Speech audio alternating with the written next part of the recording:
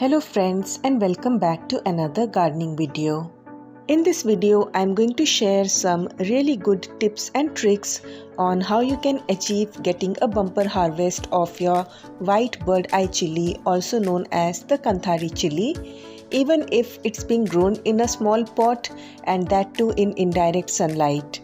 I have already made one video before on this topic, and over there you can see how these chili plants can be grown from seeds. And in today's video I'll be basically focusing on all the things that you need to do to get these nice juicy chilies and to get abundant chilies even if grown in small pots. So first of all, let me tell you the price of this chili. It can range from anywhere between 150-200 rupees per kg, and it can go up to 500 to 800 rupees per kg, or even up to 1000 rupees depending upon the season. So these are really costly chilies, but these have numerous health benefits and you can easily grow them in your home garden and get these fresh chilies. Now coming to the point how you can get a bumper harvest. As soon as the chili plant starts fruiting, we have to focus on providing it adequate nutrients, especially if it's grown in a pot with limited soil. So these are the two things that I use. One is the neem cake powder which I showed, and this one is the mustard cake. And the best way to use them is to soak them in water for a few hours or overnight and use it the next day as a liquid fertilizer. So after soaking it overnight, this is how the neem and mustard cake is going to look, and we'll be diluting this and using this on a chili plant. During the fruiting time, the plant needs an increased amount of phosphorus and potassium, which will help the fruit and support flowering. And the mustard cake and the neem cake has a good source of nitrogen, potassium and phosphorus, and along with it also contains sulfur, magnesium, manganese, zinc, and the neem cake especially contains calcium, copper, iron. So these are really essential for the plant. So in this manner I dig up the soil lightly and I dilute the fertilizer and I give it to my plant. During the fruiting season I repeat it within 15 days. I specifically add neem cake because it makes the soil more fertile by inhibiting the nitrification, that is, the soil nitrogen is not converted to nitrogen gas and it is not lost. And this fertilizer is really good for the tomato plants also, as you can see over here. Even though these are growing in small pots and that too in indirect sunlight, giving these kind of fertilizers makes the tomato really healthy. And you can give them to any of the flowering or fruiting plants as I do, and even in the tomato plant this fertilizer is really helpful. And this is the next fertilizer, that is the tea leaf that I use on my chili plants. I don't use it directly, but these tea leaves are composted along with the leaf, and I create a compost that is organic, completely organic, and this is highly acidic in nature because of the tea leaf. And this compost is also very much beneficial for the chili and tomato plants. This tea leaf fertilizer and the neem cake, these I add together. I just lightly dig the soil and then I'm going to sprinkle the neem cake and the tea leaf fertilizer all around. This fertilizer will keep the soil pH around 5.5 to 6.5, which is really beneficial for this kind of chili and tomato plants. A slightly acidic soil is always the kind of soil that these plants like, so this is definitely going to aid in greater fruit production. So this is one of the reason why I specifically use the tea leaf compost. I alternate the mustard cake and the tea leaf and the neem cake in this manner.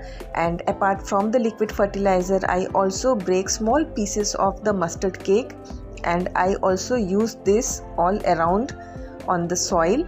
And this pieces of mustard cake acts like a slow release fertilizer, and this will also be nourishing the plants. But one thing that you have to keep in mind, always make a hole and put the mustard cake deep inside the soil. If you keep it up superficially, just in case if the weather is not like summer season or the dry kind of weather, then there are chances that the mustard cake might get some kind of fungal infection. And I also make sure to put the mustard cake a little bit away from the stem, so that just in case it pops out and gets any kind of fungal infection, the plant will not be affected. So in this manner I also add these kind of mustard cake bits all around in the soil, and after doing this I am going to water the soil adequately. Apart from these fertilizers, you can also use vermicompost, because what we need is a good fertilizer, a good organic fertilizer for the chili plant, and you can use any of these fertilizers whichever is available. Even cow dung fertilizer is really good for these chili plants.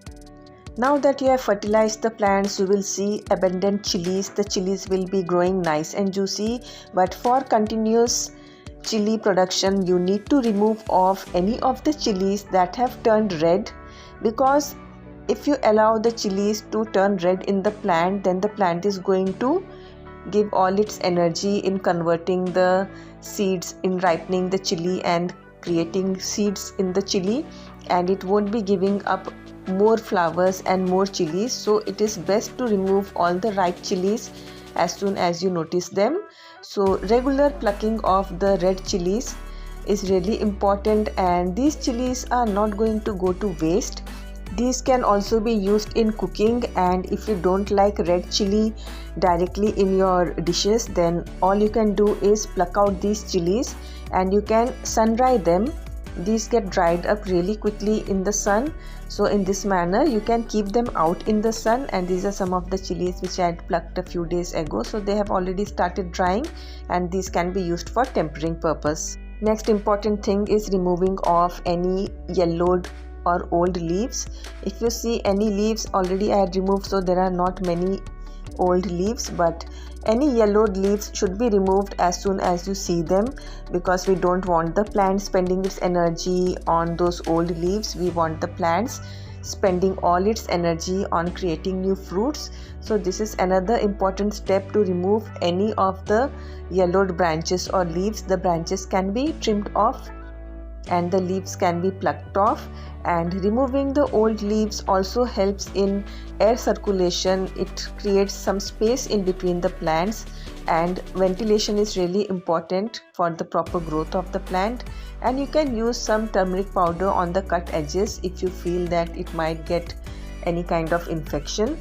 So this is another tip that can be used for growing really nice chilies. And now coming to the soil, if you find the leaves fallen on the soil, then it is best to remove them, because these leaves might get some kind of fungal infection, because we are adding so many fertilizers etc. on the soil, and we don't want that to happen. And now coming to the pests etc. This kind of leaf curl is very common in this chili plant, especially if you are growing them in indirect sunlight. So if you find these kind of leaf curl happening, it's best to remove the leaf curl part. Just trim off those areas where you find this, and if the leaf curl is like very less, only 1 or 2 leaf have been affected, then you can also try out neem oil spray, and that also helps if it is mild. And if you see that it's a lot, then it's best to remove these kind of curled up leaves so that it does not spread to the other healthy leaves. So this leaf curl is one of the diseases that I've seen happening, and the next one are infestation with aphids, spider mites and thrips. This can be easily controlled by using neem oil spray. You can mix a little bit of detergent, liquid detergent, along with neem oil in water and spray the plant, and you can repeat this until you find this pest under control. So these are all the tips and tricks that you can use to get bumper harvest of your white bird eye chili, even in small pots in indirect sunlight. I hope you found this video useful, and I hope you enjoyed watching this video, and thanks for watching.